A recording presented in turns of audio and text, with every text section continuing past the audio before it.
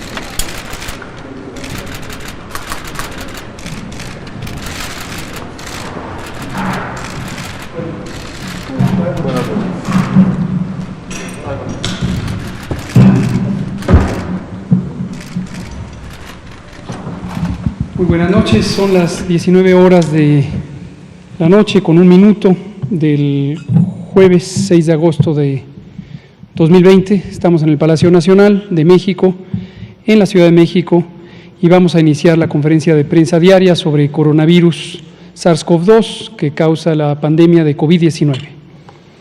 Hoy vamos a tener dos componentes, como habitualmente lo hacemos: el informe técnico, que en esta ocasión lo presentaré yo, y tenemos el gusto enorme de tener a 3 ponentes muy importantes que nos van a explicar un tema muy importante que tiene que ver con la alimentación infantil y un elemento particular que es la lactancia materna. Vamos a estar comentando sobre lactancia materna. Esta es la semana de promoción a la lactancia materna, y las instituciones del sector salud estamos muy involucradas en promover la lactancia materna. Como se explicará, no quiero anticipar lo que se comentará, pero México es uno de los países que lamentablemente también a lo largo de varios años, de las últimas décadas, fue reduciendo su promoción de la lactancia materna, y consecuentemente se fue reduciendo la práctica de la lactancia materna, lo cual es muy, muy lamentable, porque la lactancia materna es uno de los mecanismos más efectivos de promover la salud desde la primera infancia. Hasta ahí me quedo, las expertas lo detallarán y mostrarán datos útiles. Está en el orden que van a presentar la doctora Miralda Aguilar. Ella es la titular del órgano de operación administrativa desconcentrada en la zona México Poniente del Instituto Mexicano del Seguro Social. Doctora Aguilar, bienvenida. Muchas gracias. Enseguida hablará la doctora Anabel Bombecchio, quien es directora de Políticas y Programas de Nutrición del Instituto Nacional de Salud Pública, es investigadora nacional y es una experta precisamente en el tema de alimentación y en particular de alimentación infantil y aún más particular en lactancia materna. Y finalmente, bienvenida, doctora Bombecchio. Finalmente, pero no menos importante, nos acompaña Catalina Gómez Mena, quien es jefa de Política Social del Fondo de Naciones Unidas para la Infancia, UNICEF, y quien también es una experta en políticas públicas y específicamente políticas públicas de protección de la niñez, la alimentación y la lactancia. Bienvenida, Catalina. Gracias. Vamos a presentar brevemente el informe técnico y pasaremos después de las presentaciones temáticas a preguntas y respuestas. Si me pone la primera, por favor.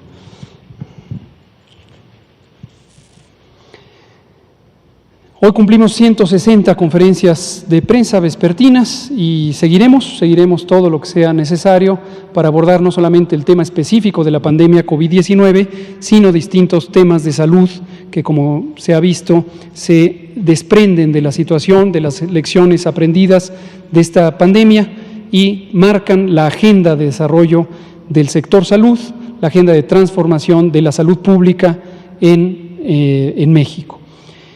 Vamos a pasar a la siguiente. En el informe general sobre la situación nacional, seguimos mostrando esta gráfica que corresponde con el bloque hasta la semana 30. No olviden que quitamos las 2 últimas semanas porque son los datos que aún están en un proceso de integración. Estamos en este momento y desde el domingo próximo pasado en la semana epidemiológica 33, pero hasta la semana 30 está esta información, que no obstante sigue actualizando particularmente en las últimas 2 semanas porque sigue llegando un poco de datos que están siempre un poco rezagados. En particular noten ustedes que en su momento la altura de la columna de la semana 29 estaba un poco por debajo, subió un poco más y hasta el momento ya no ha crecido. Sería por lo tanto la primera semana en donde tenemos una reducción. Y como hemos alertado todas las semanas, esto hasta que no pasan 2 o más semanas en que se permanezca estable, consideramos que ya es una señal interpretable. 1.056.915 personas han sido estudiadas como casos sospechosos de enfermedad y han resultado en 462.690 personas confirmadas con la enfermedad, 87.973 que están todavía en espera de un resultado y en su momento 506.252 que han sido descartadas. Préstemelo, Saturnino. Qué amable. Gracias. Pero no sé si se ve el puntito. Ahí está. Muy bien. Y lamentablemente, como siempre es lamentable, aunque fuera solo una, tenemos 50.517 defunciones por COVID-19 en México. La siguiente.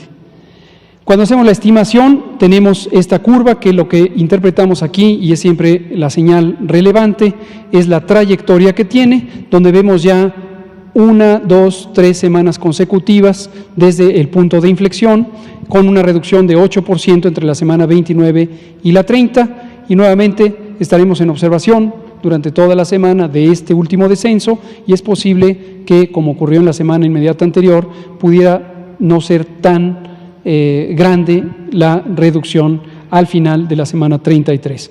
Lo que sí es que de los 46.861 casos estimados de los últimos 15 días, representan el 9% de los casos acumulados de la epidemia.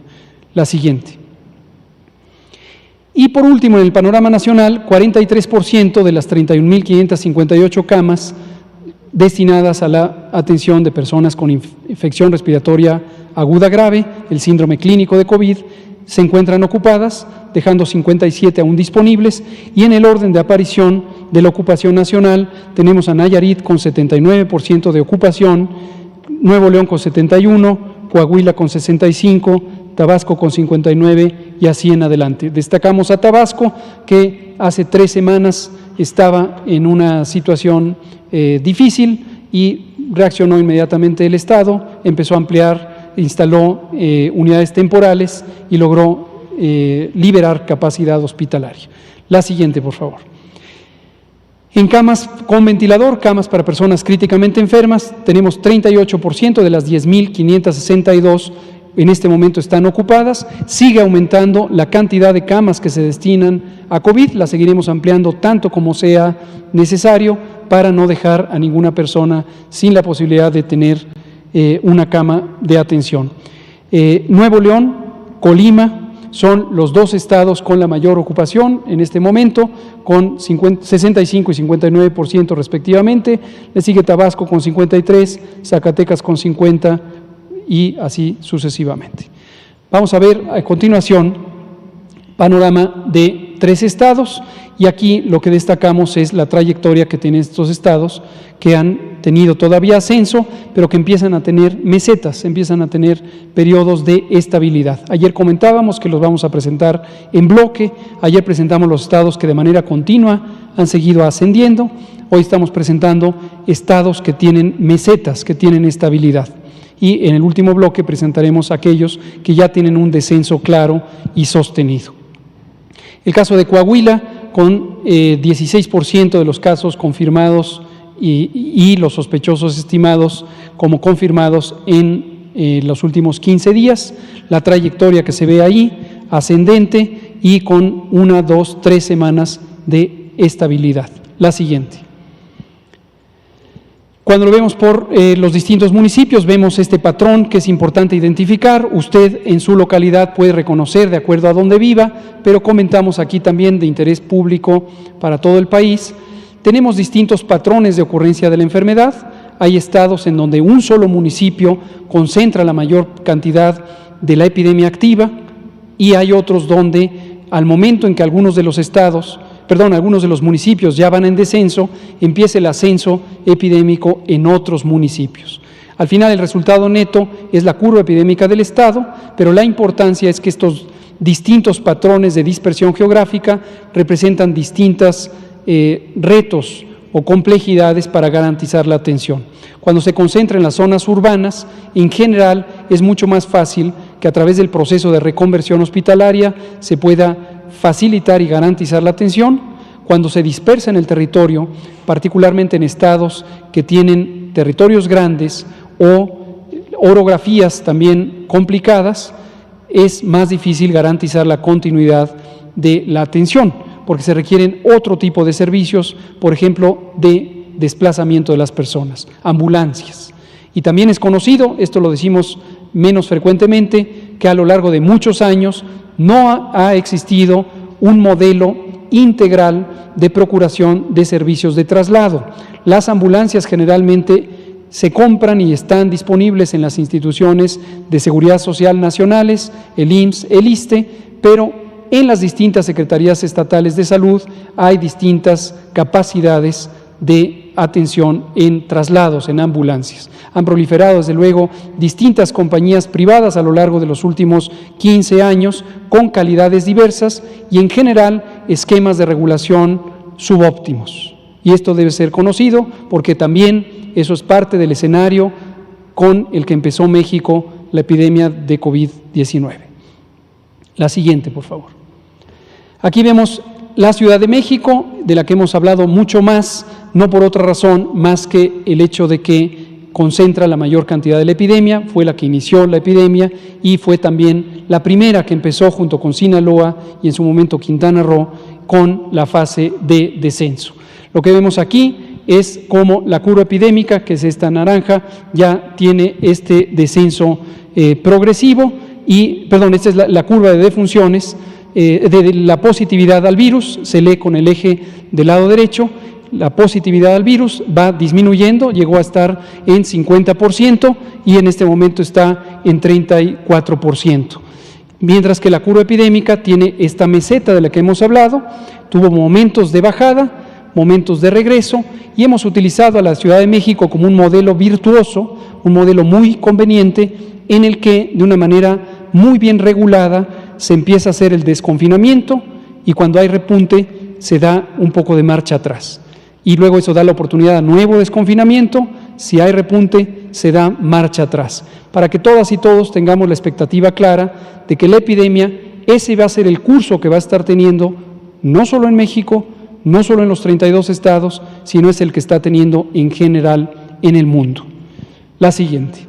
Solo 7% de los casos son en los últimos 15 días y aquí vemos cómo desde la semana 22 y 23 las distintas delegaciones, demarcaciones territoriales de la Ciudad de México han tenido un patrón de estabilidad, algunas con descensos más claros. Esto es Iztapalapa, que en su momento fue una de las más intensas en transmisión y que desde la semana 22 tiene ya un descenso continuo. Otras, como es en este momento Tlalpan y Coyoacán, todavía tienen una fase ascendente y es justamente esta combinación de patrones de ocurrencia lo que nos da la curva epidémica general. La siguiente, por favor.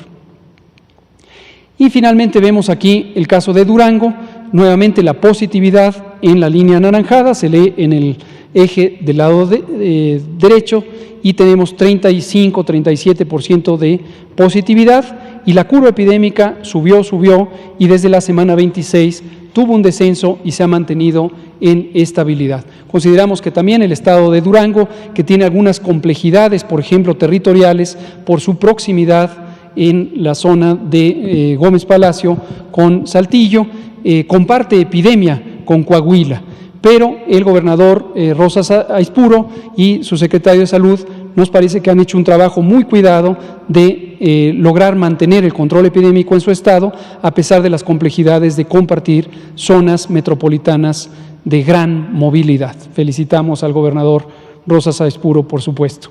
Y tenemos 14% de los casos en los últimos 15 días, lo que muestra todavía una epidemia que está en importante actividad, aunque con una señal muy positiva de estabilidad, que es la que anticipa que si se mantiene la reducción de movilidad, pudiera empezar a tener descensos. Me parece que es la última. El detalle municipal. Vean, otro patrón aquí. Gómez Palacio, justamente lo que decía, es donde ha tenido la mayor actividad epidémica, pero aún así, en Gómez Palacio, que está próxima a Saltillo, tenemos ya continuamente este descenso, lo tenemos también para la capital, Durango, y para otros municipios, como estos en verde, Mezquital y Santiago, que se encuentran ya en una fase de mínima transmisión. ¿Es la última? ¿Todavía hay otro más? Páseme otro más. Morelos, teníamos 4 ejemplos entonces. Y en Morelos vemos un patrón poco variante de lo que puede significar el descenso y la estabilidad. Vemos cómo la positividad llegó a tener hasta 70% de positividad, con un descenso progresivo después desde la semana 17 y ha llegado a 40 y ahorita está en 50. Por su parte, lo que vemos es la curva epidémica, también llegó a puntos máximos, que se pensaban máximos en la semana 19 y 20, siguió subiendo hasta la semana 23, luego tuvo un gran descenso y ha tenido igual subidas y bajadas. Este es el patrón que vamos a estar viendo una vez que encuentren los estados la estabilidad epidémica.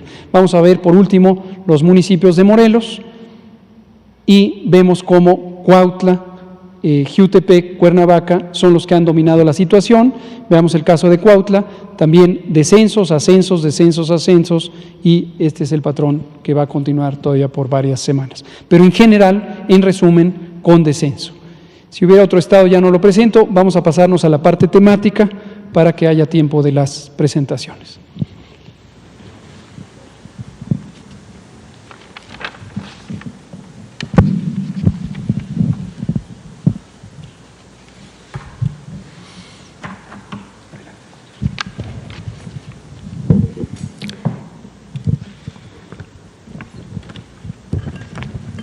Muchas gracias, señor subsecretario, doctor Hugo López-Gatell.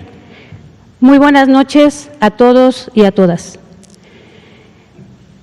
Para mí es un honor estar el día de hoy en esta importante conferencia, en una semana que es importante en nuestro país, donde se conmemora la Semana Mundial de la Lactancia Materna.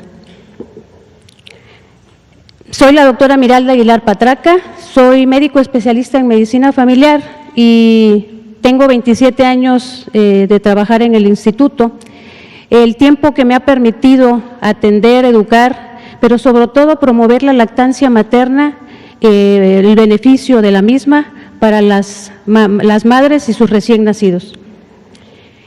¿Por qué es tan importante hablar de lactancia materna en esta época en la que estamos viviendo pues una pandemia, una emergencia epidemiológica como lo es el COVID? Quiero comentarles que hablar de lactancia pues es hablar de vida, del primer alimento, y para mí es pensar en la primera vacuna que le puede proteger, que le puede transmitir la madre a su niño. Lo puede proteger de obesidad, sobrepeso, del riesgo de padecer enfermedades crónicas como la diabetes, la hipertensión. Por eso en el Instituto Mexicano del Seguro Social estamos promoviendo y apoyando la lactancia materna. La que sigue, por favor. La anterior, por favor. Desde 1992 se celebra del 1 al 7 de agosto la Semana Mundial de la Lactancia Materna. Nuestro país tiene 28 años incorporados a estos 170 países que promueven y fortalecen la lactancia materna. ¿Qué hacemos en el IMSS? Pues promover y respaldar la lactancia materna exclusiva durante los 6 primeros meses. ¿Qué quiere decir lactancia materna exclusiva? Que es lo único que le vamos a proporcionar o que la madre le va a proporcionar al recién nacido. Y lo importante aquí es el apego inmediato, la importancia de que al momento que la mamá tenga el parto o una cesárea, el apego al seno materno sea durante la primera hora. Esto le va a beneficiar a la madre, sobre todo para prevención de hemorragias posparto, porque hace el efecto de reducir el tamaño. Y posteriormente convertirla en una alimentación complementaria. ¿Qué quiere decir? Complementaria, que después de los 6 meses vamos a empezar con la introducción de otro tipo de alimentos y esta se va a continuar hasta los 2 años. Defender los derechos de la mujer. Aquí en el Seguro Social lo que hacemos es precisamente proporcionarle espacios dignos. Es un derecho a tener un espacio digno para que la madre pueda hacer el amamantamiento de su bebé o pueda extraerse su leche cuando acude a las unidades. Y en caso de que se extraiga, proporcionársela al momento que llegue a su domicilio. Y en el instituto tenemos los lactarios o las salas de lactancia. Impulsar políticas públicas. El Instituto Mexicano del Seguro Social está comprometido con la estrategia o la iniciativa de las unidades o los hospitales amigos del niño y de la niña, que esta es una estrategia impulsada por la UNICEF y la Organización Mundial de la Familia, y hasta la fecha nosotros en el Seguro Social contamos con 60 hospitales certificados bajo esa nominación y 14 unidades de medicina familiar. También contamos con el primer banco de leche en el instituto, ese se inauguró en el 2017. Entonces, prácticamente nosotros impulsamos seriamente y con mucho compromiso que todas nuestras unidades donde se proporcione la atención de la madre, o sea, que se lleve un control prenatal, pues tengan la certificación, y en eso estamos trabajando en el instituto en todos los niveles de atención. Concientizar a la mujer, pero yo ahí digo, no nada más es concientizar a la mujer, hay que concientizar a la familia, sobre todo al padre, en los beneficios que tiene la lactancia materna. Está comprobado que lo que es el alimento más eficaz, de menor costo, y que puede tener un impacto muy importante en la salud tanto de la madre como de su recién nacido, es la lactancia materna. La siguiente, por favor. ¿Cuáles son estos beneficios de la lactancia materna? El primero, pues, es la nutrición ideal para el crecimiento y desarrollo del recién nacido, y sobre todo porque tiene los nutrientes adecuados para fortalecer ese desarrollo. Tenemos que disminuye el riesgo de infecciones, sobre todo agudas, virales, como las infecciones respiratorias o gastrointestinales. También existe el menor riesgo para la muerte súbita. ¿Por qué? Porque, bueno, la madre tiene el apego al del bebé y no tenemos esa muerte de cuna. Disminuye también la probabilidad de la obesidad infantil y las alergias. Presenta un adecuado desarrollo neurológico, y no nada más neurológico, también intelectual, psicomotor y de la agudeza visual. En la madre hay muchos beneficios, ya lo comenté hace rato, al momento de la primera hora del apego, el apego al seno materno, pues disminuye la hemorragia posparto. También reduce el riesgo de que la madre presente cáncer de mama, cáncer de ovario, enfermedades cardiovasculares, pero también lo más importante es que mejora o fortalece el afecto con su bebé. La siguiente, por favor.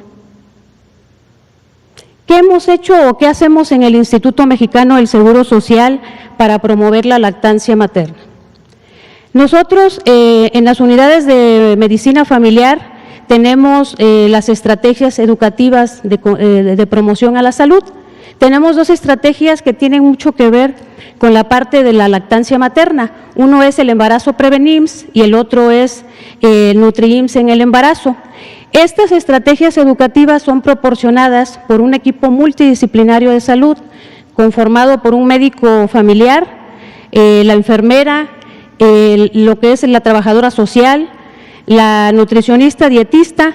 En las unidades donde tenemos psicólogos, también ellos participan activamente, y médicos estomatólogos.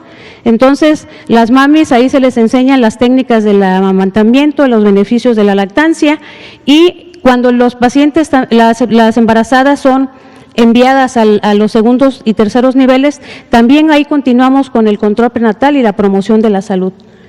Establecimiento de lactarios y salas de lactancia.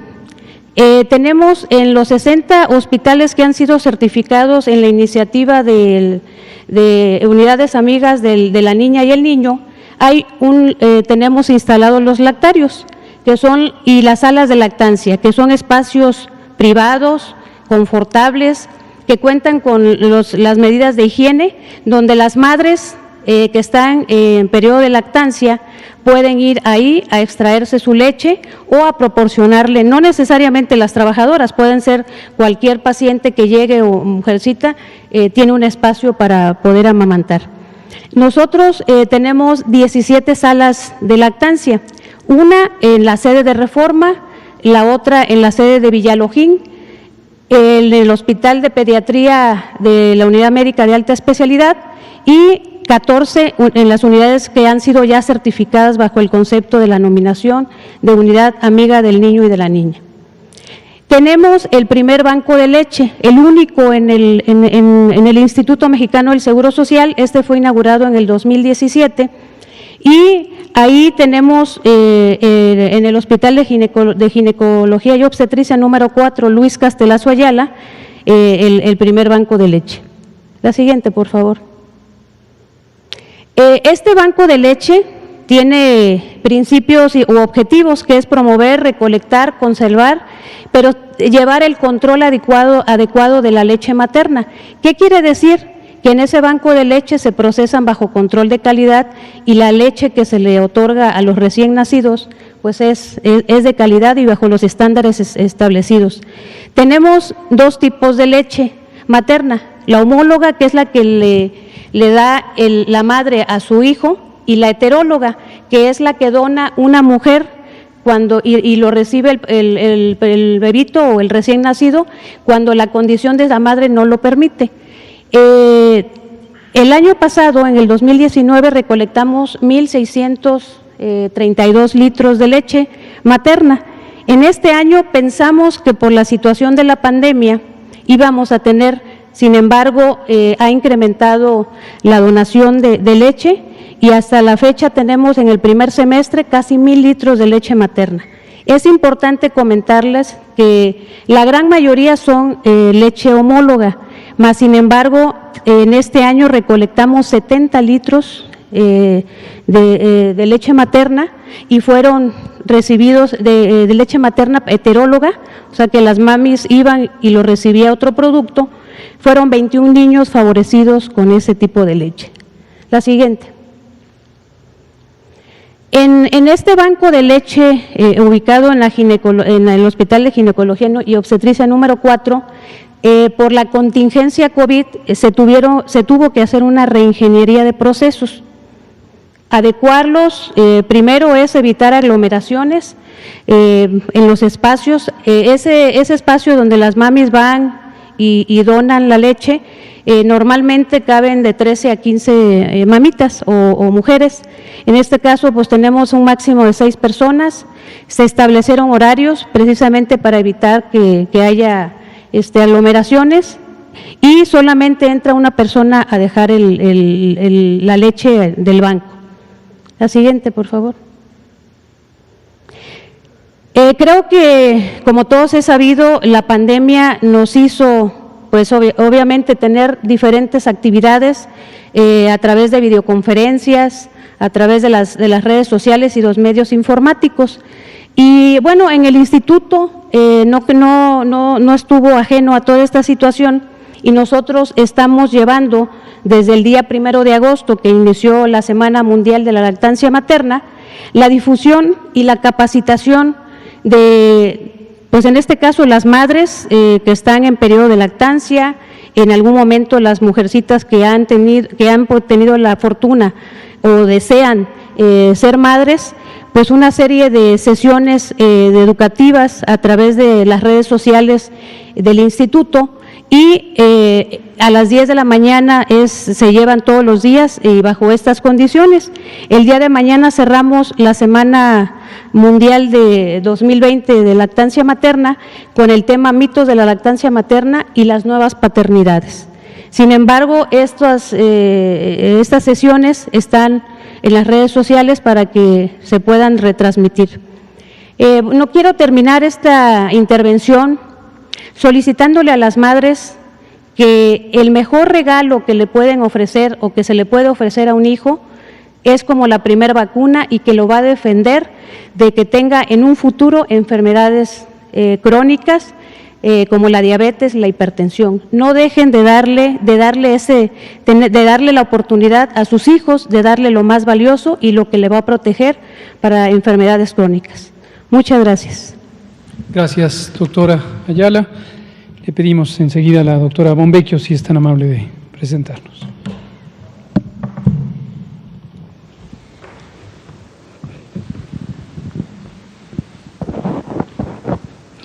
Buenas noches. Muchas gracias, doctor Hugo López-Gatell, por invitarnos esta noche a presentarles este trabajo que hemos realizado entre UNICEF, OPS, FAO y el Instituto Nacional de Salud Pública, con el aval del GISAMAC, que es el Grupo Intersectorial de Salud, Alimentación, Medio Ambiente y Competitividad. Esta noche les voy a presentar, la presentación va a estar basada en este documento que elaboramos, donde hicimos un análisis de la situación de la niñez mexicana, del estado nutricional de la niñez mexicana, los posibles efectos que la pandemia por COVID-19 puede tener en su estado nutricional y formulamos una serie de recomendaciones para mitigar el impacto. La próxima, por favor. La nutrición adecuada durante los primeros 5 años de vida es crucial, fundamental para el adecuado crecimiento, desarrollo, supervivencia y salud de los individuos, no solo a corto plazo, sino también a largo plazo. Una desnutrición en útero o en edades tempranas ocasiona que esos niños a futuro puedan tener enfermedades crónicas como sobrepeso, obesidad, diabetes, enfermedades cardiovasculares.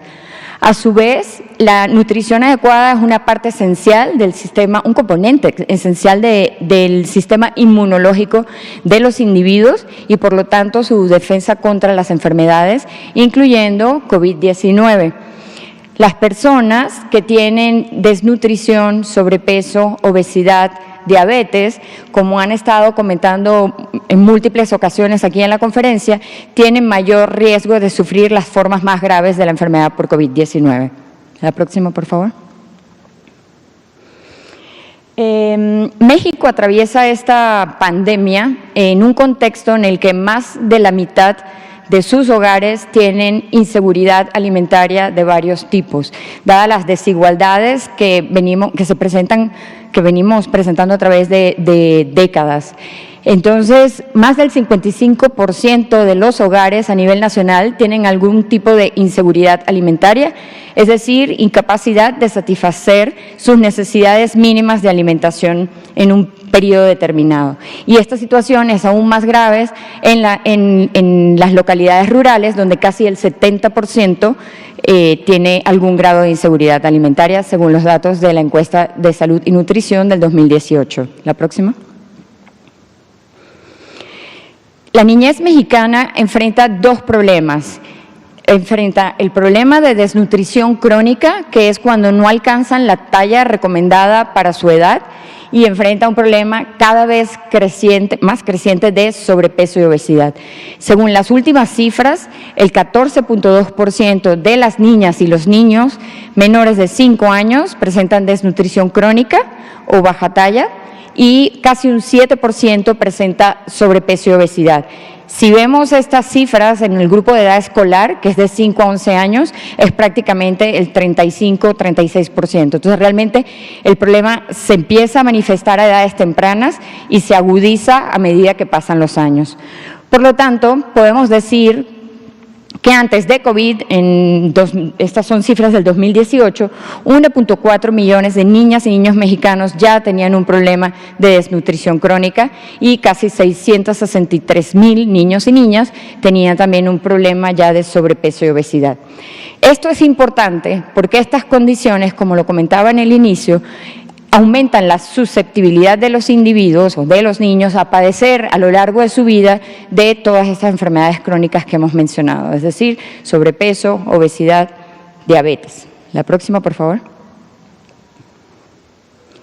Varias estimaciones a nivel internacional, esta es una publicación reciente del American Journal of Clinical Nutrition, han documentado que la pandemia por COVID ha desencadenado, como sabemos, una crisis económica y social sin precedentes, y esto plantea graves riesgos para la salud, la nutrición y la supervivencia de los niños, sobre todo en los países de niveles de bajos y medianos ingresos. Por lo tanto, el aumento esperado en la desnutrición, debido a esta disminución drástica en los ingresos, en el cambio de la disponibilidad y asequibilidad a los alimentos, en la afectación a los servicios de salud, nutrición, etcétera, es de gran preocupación a nivel internacional. La próxima.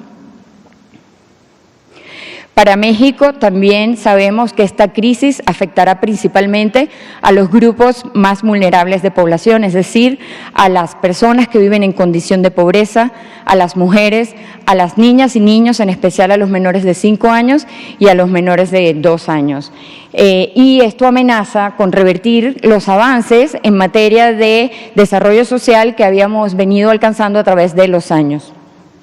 Según estimaciones recientes de mayo del Coneval, la población con un salario inferior al costo de la canasta básica va a aumentar para el segundo semestre del año aproximadamente 9 puntos porcentuales.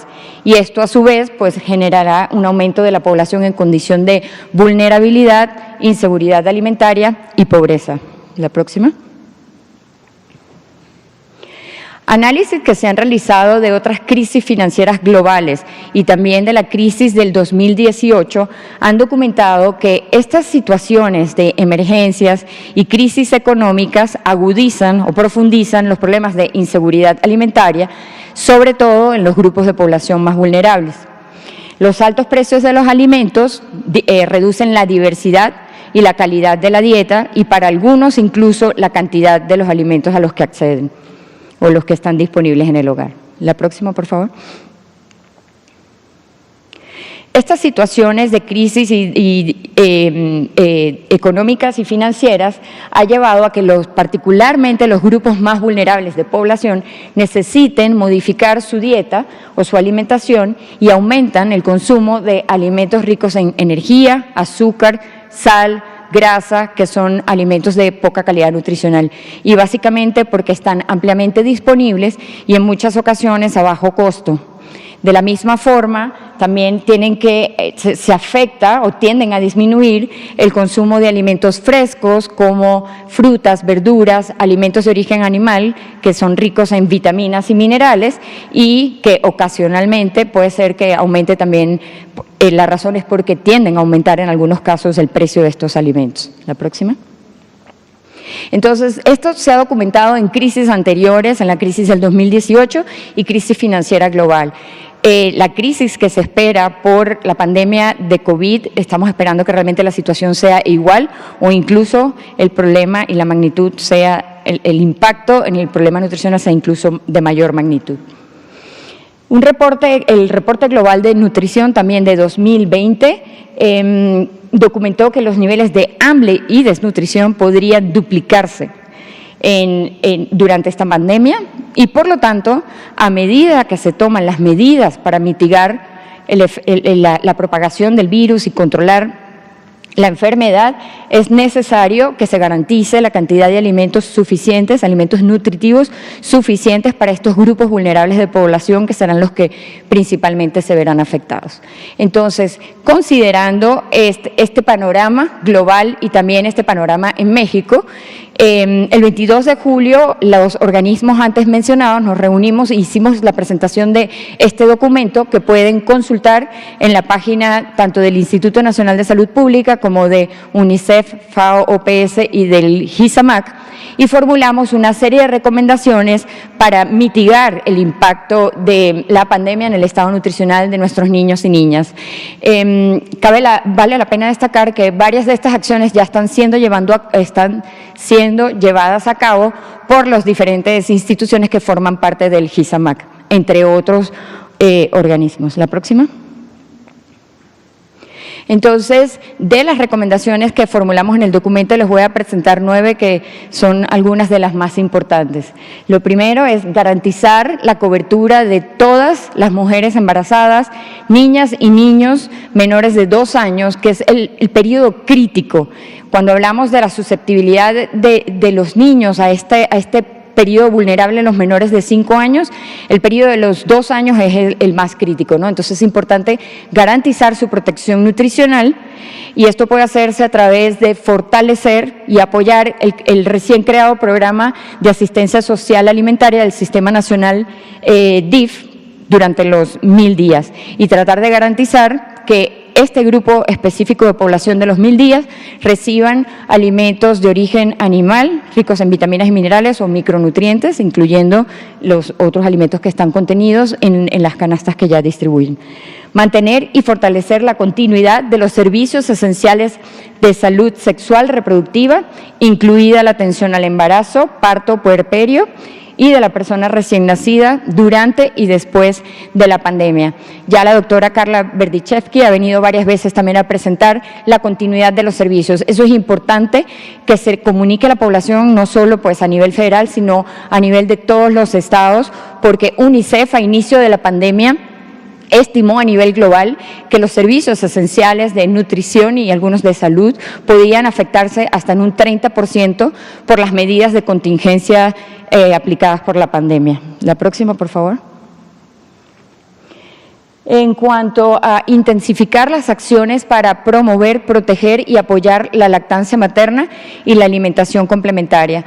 Aquí me permito dedicarle un minutito a esta lámina, un poco más de tiempo, a pesar de que ya la doctora nos presentó todos los beneficios que tiene la lactancia y dado que estamos conmemorando la Semana Internacional o la Semana Mundial de la Lactancia Materna, el lema de este año es Apoya la lactancia por un planeta saludable. Aparte de todos los beneficios que la doctora planteó en relación a la lactancia para la salud de la madre y del niño, también tiene beneficios importantes para el planeta. Entonces, es una razón más por la que debemos protegerlo. Es la forma más ecológica y económica de alimentar a los bebés. Aquí, nuestro llamado es a fortalecer el cumplimiento y el seguimiento al Código Internacional del Sucedáneo de Leches Maternas. También aquí queremos hacer un llamado a los gobiernos locales a no aceptar donaciones de fórmula o no distribuir fórmulas o otro tipo de sucedáneos de leche materna a los niños, sobre todo en situaciones de emergencia, porque esto se ha documentado que desplaza la lactancia materna y tiene riesgos también para la salud del niño. Reforzar los servicios de consejería y apoyo a la lactancia materna, incluidas las recomendaciones para la continuidad de la lactancia durante el COVID. La Organización Mundial de la Salud hasta el momento sigue recomendando la continuación de la lactancia materna exclusiva, incluso en casos confirmados o sospechosos de COVID, siempre y cuando se tomen las medidas de higiene respiratorias necesarias, el uso del cubreboca, el lavado frecuente de manos antes de estar en contacto con el bebé y después de estar en contacto con el bebé, entre otros. Hay varias páginas de la Secretaría de Salud, del Instituto Nacional de Salud Pública, ya hablaron del IMSS también, donde se puede conseguir todas estas recomendaciones. Y es muy importante en estos momentos reforzar la consejería, porque muchas mujeres tienen el temor de que no pueden amamantar a los bebés. A la fecha no hay evidencia de que a través de la leche materna se pase el virus del SARS-CoV-2. Entonces, esto obviamente cambia, como cambia todo con esta enfermedad porque es nueva, pero hasta el momento la recomendación es continuar con lactancia materna exclusiva y complementada. Aumentar la licencia de maternidad. Hemos tenido avances, se aumentó de 12 a 14 semanas, sin embargo la recomendación son 24 semanas y aquí también se hace un llamado a tratar de cubrir a las mujeres que están en el sector informal de la economía con una licencia de maternidad a través de los programas de protección social. Sabemos que no puede ser licencia porque no están en el sector formal, pero algo que sea el equivalente. Capacitación de los profesionales de salud, reforzarla, y para que puedan complementar todas estas acciones de consejería. Y muy importante también en estos momentos, las estrategias de comunicación a través de medios masivos, teléfonos celulares que puedan complementar la consejería que se pueda dar. Y pues garantizar el financiamiento para poder implementar todas estas estrategias relacionadas con la lactancia. La próxima, por favor. Aprovechar los padrones de beneficiarios de todos los programas que están disponibles en el país, Segalmex, Liconza, los programas del DIF, del Sistema Nacional DIF, entre otros, para atender a todos los niños y niñas vulnerables y cubrir a los beneficiarios de los programas escolares, que algunos de ellos, algunos sí están siendo cubiertos, pero otros, como no hay clases, no están recibiendo este beneficio. Entonces, hay que hacer un gran esfuerzo para cubrirlos, implementar los programas de orientación para la prevención de lo que llamamos la doble carga de la mala nutrición, es decir, lo que les presenté en un inicio, que es el sobrepeso y la obesidad y la desnutrición. Y aquí hablamos de desincentivar el uso de alimentos ultraprocesados en niños, el consumo de bebidas azucaradas, que sabemos está relacionada con sobrepeso y obesidad, y promover fuertemente la lactancia materna y una alimentación complementaria adecuada. Promover el consumo de frutas, verduras, leguminosas y agua potable, facilitar su acceso en términos de proximidad y en términos de costo, especialmente a las poblaciones vulnerables que ya hablamos, que son quienes seguramente verán más afectado su ingreso. La próxima. Mejorar y facilitar el acceso al agua para la higiene. Todos los niños y niñas tienen derecho al acceso al agua y particularmente en estos momentos de pandemia para poder llevar a cabo las medidas de higiene recomendadas. Impulsar y favorecer la compra de alimentos locales y frescos, no solo para facilitar la logística, sino también para activar y dinamizar la economía local. Y por último, promover el desarrollo de la pequeña y mediana agricultura local y la diversificación productiva, es decir, la producción sana de alimentos sanos. La próxima. Y bueno, ya para terminar, la actual pandemia de COVID representa un gran desafío que, como vimos, puede tener efectos profundos y sobre todo duraderos en la infancia mexicana. Si no actuamos a tiempo, corremos el riesgo de perder los logros en materia de hambre y desnutrición que hemos venido obteniendo a lo largo de los años, y por otra parte puede continuar también el problema de sobrepeso y obesidad. El combate a la mala nutrición infantil requiere el más alto compromiso político, no solo del gobierno federal, sino también de los gobiernos locales, organismos internacionales, organismos de la sociedad civil, profesionales de salud, la academia, los medios de comunicación, las propias familias y los individuos. Realmente tenemos muchos años arrastrando el problema de desnutrición, ahora se suma el problema de sobrepeso y obesidad, y las medidas que se implementen deben ser permanentes, no solo durante la pandemia, sino que queden de forma permanente para proteger a nuestra niñez en el presente y en el futuro. Muchas gracias. Gracias, doctora Anabel Bombecchio. Finalmente, Catalina Gómez, de UNICEF, si nos da el mensaje. ¿Cómo lo prendes? Así.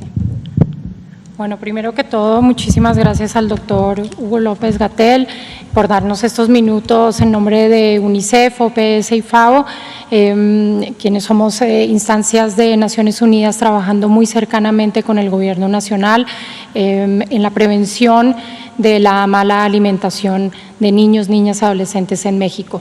Quisiera resaltar, ya mucho se ha dicho y para cerrar también quisiera resaltar dos puntos muy relevantes de la presentación de Anabel. La primera es que todos recordemos la importancia que tienen los primeros 1000 días de vida de los niños y las niñas. Es fundamental para su desarrollo tanto físico, mental, emocional, cognitivo, y todo lo que podamos hacer para asegurar su bienestar es la mejor inversión que México puede hacer para ellos y para toda la sociedad. Así que es importante que prioricemos los primeros 1000 días de vida de niños y niñas. Ya se ha mencionado, pero las afectaciones tales como la desnutrición crónica son afectaciones que pueden generar daños irreparables y afectaciones para toda la vida. Así que esos niños y niñas que crezcan con desnutrición crónica al final van a tener rezagos en su educación, en su desempeño y no van a poder contribuir de manera productiva en su edad adulta. Y por esto es tan importante que la nutrición infantil comience bien y se mantenga a lo largo de todo el ciclo de vida.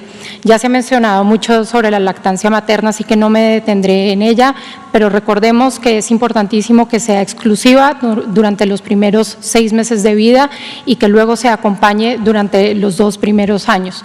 Es muy importante, fundamental, que no se consuman fórmulas infantiles y sucedáneos de la leche materna, especialmente en estos contextos de emergencia cuando se distribuyen y se regalan de manera tan amplia. Entonces también es un llamado no solamente a los gobiernos locales que ya se ha mencionado, sino a las propias madres, padres y familiares de no utilizar estas fórmulas a menos de que sea extremadamente necesario y que no haya ninguna otra opción. Adicionalmente, quisiera resaltar la importancia de los programas de asistencia alimentaria del DIF. Ya desde UNICEF estamos apoyando la expansión de uno de estos programas, sin embargo, quisiera resaltar aquel programa destinado específicamente para atender a las madres embarazadas y a los niños menores de 2 años, pues esto es un público vulnerable, especialmente aquellos que viven en condiciones de pobreza. Esperamos que no se deje de lado este programa, que alcance una escala adecuada y que pueda llegar a toda la población que lo necesita. Y el segundo punto que quisiera resaltar es que todos a nivel de familia, a nivel de nuestros hogares, tenemos que priorizar la alimentación saludable. La alimentación saludable incluye más verduras, frutas, leguminosas, agua simple y involucra menos el consumo de bebidas azucaradas y productos ultraprocesados. Ya lo hemos visto con la pandemia, nos ha recordado, nos ha enfatizado las afectaciones que tiene México con su vulnerabilidad alrededor del sobrepeso y obesidad, y ya sabemos, hay evidencia, lo estamos viendo, que el COVID es mucho más peligroso en la población que padece estas afectaciones. Desde UNICEF y el resto de organismos de Naciones Unidas le damos esta bienvenida al programa y a la campaña que viene del Gobierno nacional alrededor de una alimentación saludable y sostenible. Es un paso fundamental el generar conciencia y hacer entornos más saludables, y el entorno empieza desde el hogar hasta en las comunidades y también en las escuelas. Es fundamental que se dé este cambio de hábitos hacia entornos más saludables, no solamente para que cada persona pueda estar más saludable, sino en la familia, y para que podamos contribuir a hacer generaciones más saludables, más que la generación actual. Finalmente, quisiera resaltar que el COVID nos está presionando a todos a hacer más y a hacer mejor, al gobierno, a la sociedad civil, a los organismos internacionales y a la población en general. Pero cuando hablamos de niños, niñas y adolescentes, hay que hacer mucho más. No debemos ignorar que su desarrollo y bienestar no tiene espera y no lo podemos dejar para después. Lo que ellos necesitan es una acción inmediata y a escala, tal como los programas e intervenciones que hemos propuesto esta noche. Muchas gracias. Muchas gracias, Catalina Gómez de UNICEF. Nos quedan algunos minutos para preguntas. Vamos a darle a Saturnino y a usted, que ya está pendiente. Solo procuren ser breves, porque si no, no nos va a dar tiempo de recibirlas. Gracias, buenas noches. Para la doctora del Seguro Social del IMSS, me gustaría que nos enumerara cuáles han sido algunos de los factores que han influido en las madres para abandonar la lactancia materna, por favor.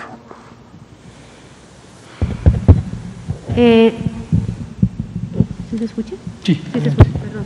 Sí, prácticamente lo que se ha observado es, dentro de los principales factores, es la falta de, en este caso, muchas de las mujeres trabajan, y ahorita se incorpora mucho la madre a las labores del trabajo, y piensan que eso les deja para que ya no puedan ellas seguir amamantando.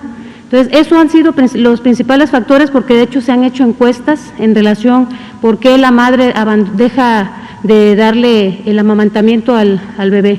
Eso es lo que hemos observado, y obviamente estamos fortalecidos y comprometidos a tener esa situación de la capacitación y ver, creo que nos va a favorecer mucho la presencia de las salas de lactancia, los lactarios. Ya vemos ahorita, por ejemplo, en los centros, algunos centros comerciales, tiendas departamentales, inclusive en el mismo aeropuerto, que ya tienen salas de lactancia. Gracias, doctora. Doctora Bombecchio, ¿quiere usted comentar algo? Yo quisiera complementar, aparte del trabajo, hemos hecho muchos estudios en población que incluso no necesariamente están en el trabajo formal de la economía, y existen una serie de barreras que van desde el nivel de individual, que es la propia madre, duda muchas veces de su propia capacidad para amamantar, y muchas veces no cuenta con el apoyo tanto familiar como de los propios servicios de salud y del sistema en general para superar estas barreras. Luego también hay una serie de factores estructurales, como una promoción agresiva de sucedáneos de leche materna, que la lleva también a convencerse que probablemente la fórmula es mejor. Entonces, a mí me gustaría aclarar esta noche que muchas mujeres inician la lactancia materna, aproximadamente el 95% según la encuesta nacional de salud y nutrición inician la lactancia materna. El problema es que no logran mantenerla, precisamente por esta serie de factores, no solo individuales, de apoyo familiar y estructurales, que hacen que no la pueda poner en práctica. Por eso decimos que es un problema de todos y que realmente requerimos el apoyo de todos los sectores para que una mujer pueda tener un entorno propicio para la práctica de la lactancia, incluso como decía la doctora, también las condiciones laborales, obviamente, que tiene que regresar a trabajar antes de los 3 meses, ¿no? Gracias, doctora Bonvecchio, por favor. Y ahorita a ver si nos... Buenas tardes, Oscar Sosa, Panrete Digital. La pregunta estriba referente a que si una madre da positivo a COVID, ¿puede amamantar a su hijo directamente del pecho o puede extraerse la leche materna para alimentar a su hijo? Sí, se han hecho algunos estudios sobre esto y no se ha encontrado que la lactancia materna o la leche materna sea un medio de contagio del virus SARS-CoV-2 causante de COVID.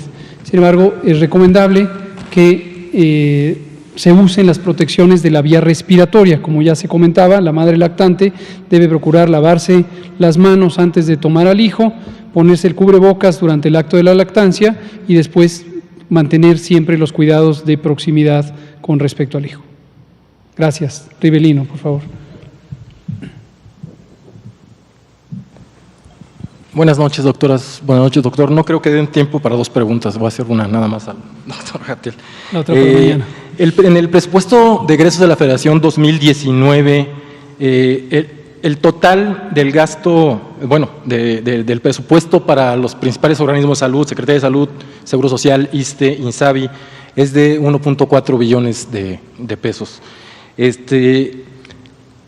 un estimado de un gasto de esas instituciones en enfermedades crónico-degenerativas, específicamente las que tienen comorbilidad asociadas con COVID, que es bueno, obesidad, diabetes, hipertensión. ¿Es cierta esa cifra? O sea, ¿es la mitad del presupuesto lo que se gasta en la atención de estas enfermedades crónico-degenerativas? Bueno, nada más para confirmar y vendría una segunda. Posiblemente es cierto en términos generales. Es difícil, y no les sé decir en este momento,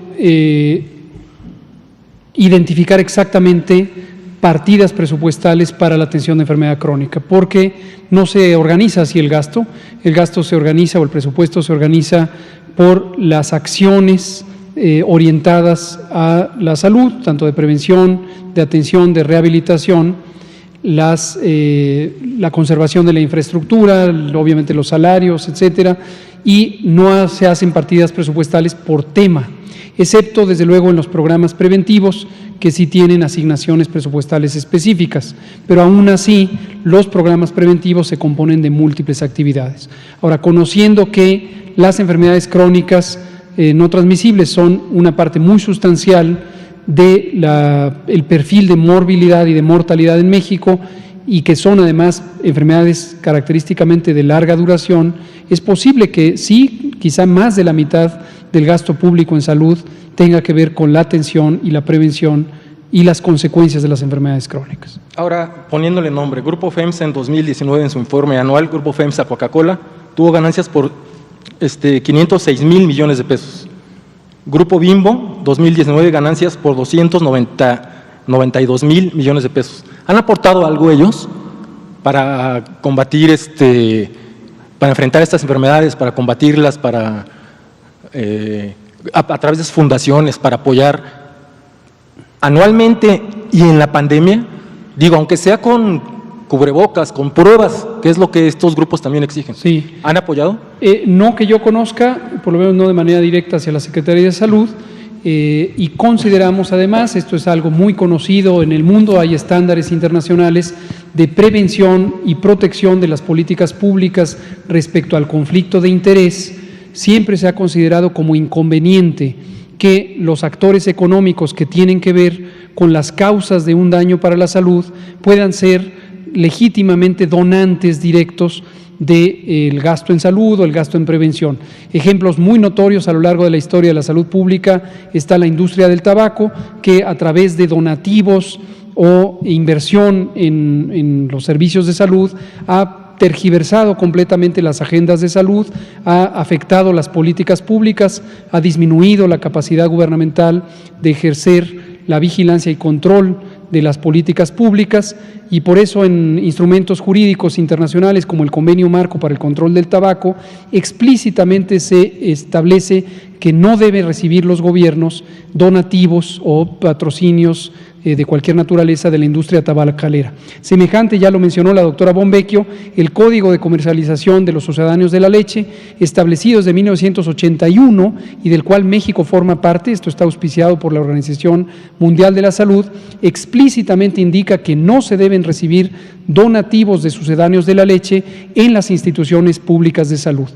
No existe, hasta donde conozco, una disposición general en México o en el mundo para los productos industriales ultraprocesados, que son los motores principales de la epidemia de obesidad, pero por analogía y por lógica simple, considera uno que no es conveniente, como sucedió extensamente en el sexenio pasado, que los actores industriales o comerciales de los productores de estos productos participen en la generación de políticas públicas. En este gobierno, por eso decidimos desde el día 1 disolver un organismo que existía que se llamaba Observatorio Mexicano de Enfermedades No Transmisibles, que desde el principio nos pareció que era una suerte de pantalla para permitir la penetración de los intereses de la industria en la generación de las políticas públicas. Nosotros prescindimos en ese sentido por completo de ello, porque sabemos que eso implica un conflicto de interés,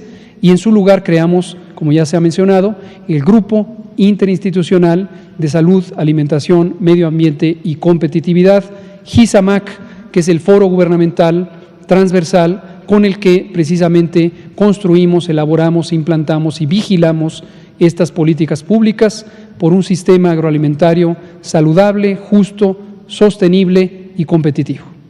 Muchas gracias, son las 20:03. Muchas gracias, doctoras, es un placer tenerlas aquí. Gracias. ¿Mande?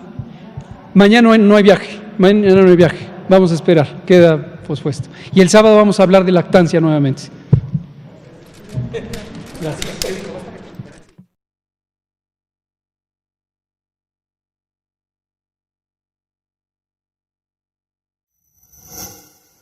Gobierno de México. En diciembre de 2019, China alertó al mundo sobre la presencia de un nuevo virus en la ciudad de Wuhan. La nueva enfermedad, COVID-19, se esparció rápidamente y en marzo de 2020, la Organización Mundial de la Salud declaró la pandemia y con ello la puesta a prueba de los gobiernos y sus sistemas de salud. De acuerdo con el doctor Hugo López-Gatell, subsecretario de Prevención y Promoción de la Salud, frente a esta alarmante situación, el Gobierno de México inició los preparativos desde los primeros días de enero. El binomio fundamental para enfrentar la contingencia sanitaria se definió desde el principio: el Gobierno y el pueblo de México. La confianza del pueblo en su gobierno y la puesta en marcha de una acertada estrategia basada en evidencia científica se convirtieron en una auténtica epopeya que logró, al enfrentar la pandemia, que en México la infraestructura sanitaria no fuera desbordada, un objetivo sustancial que por desgracia no pudieron cumplir algunos de los países más ricos de la Tierra. El primer paso fue fortalecer el resquebrajado sistema de salud. Se incrementaron rápidamente el número de hospitales y de camas hospitalarias. Las unidades de cuidados intensivos pasaron de 3.552 en enero a 10.360 al 10 de julio de 2020.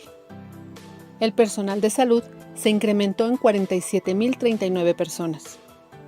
Desde el primer momento y en coordinación con las autoridades de salud, las acciones del CONACYT formaron parte del torrente de iniciativas para enfrentar la pandemia. El presidente Andrés Manuel López Obrador dio la instrucción precisa al CONACYT de priorizar la fabricación de ventiladores en México. Con ese fin, hemos coordinado saberes y esfuerzos en ciencia, tecnología e innovación, de integrantes de los centros públicos de investigación, de instituciones de educación superior y de empresas privadas con ética social y vocación solidaria. En medio de la pandemia y las dificultades que impuso la escasez de suministros, emprendimos el proceso de diseño, elaboración de prototipos, difícil obtención de partes y componentes, así como pruebas diversas con altos estándares de seguridad biomédica y calidad de ingeniería. Es un proceso que en condiciones normales se lleva de 3 a 5 años y pudimos concluirlo en tan solo 5 meses. es el nacimiento de una industria nacional para salvar vidas. Una hazaña de la voluntad, del conocimiento y de la cooperación. Tendrían que ser ventiladores mecánicos invasivos, 100% mexicanos, económicos. Ahora podemos producir ventiladores de alta calidad a precios menores que los del mercado. Esta primera remesa no hubiera sido posible sin la participación del equipo del CONACYT, de las instancias de salud y otras del gobierno federal, de instituciones de educación superior y de empresas sin fines de lucro. A todas y todos expresamos reconocimiento. De manera especial, nuestro reconocimiento a la Fuerza Aérea Mexicana, que nos apoyó decididamente con el transporte de piezas. Ejecatl 4T es un ventilador que tendrá patente del Estado mexicano, un equipo médico de altos estándares de seguridad biomédica y calidad de ingeniería, 100% mexicano, diseñado en el Centro de Ingeniería y Desarrollo Industrial CIDESI, Centro Público de Investigación del CONACYT. Posee un microcontrolador capaz de calcular y aplicar la presión necesaria durante los ciclos de ventilación en pacientes, a través de una bolsa autoinflable conocida como Ambubaj. GATSI. Este modelo fue diseñado por especialistas de la empresa Didetec, con transferencia tecnológica y escalamiento con apoyo de CIDESI y del CONACYT. La ventilación mecánica está basada en un sistema de control por microprocesadores que son accionados neumáticamente. La unidad de control que posee este equipo tiene la capacidad de calcular y aplicar las funciones necesarias para impulsar la ventilación mecánica controlada o asistida durante los ciclos de ventilación en pacientes adultos y pediátricos. Ambos modelos fueron probados en pulmones artificiales y sistemas biológicos. Cumplen con especificaciones internacionales. La creación de estos equipos médicos demuestra la capacidad científica y tecnológica del Sistema Estatal Mexicano de Humanidades, Ciencias, Tecnología e Innovación. Los ventiladores Ejecatl 4T y GATSI son prueba contundente de independencia y soberanía científica y tecnológica. Significan el nacimiento de una industria nacional para salvar vidas.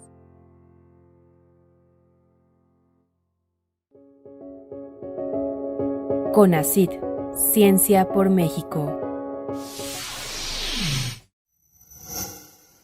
Gobierno de México.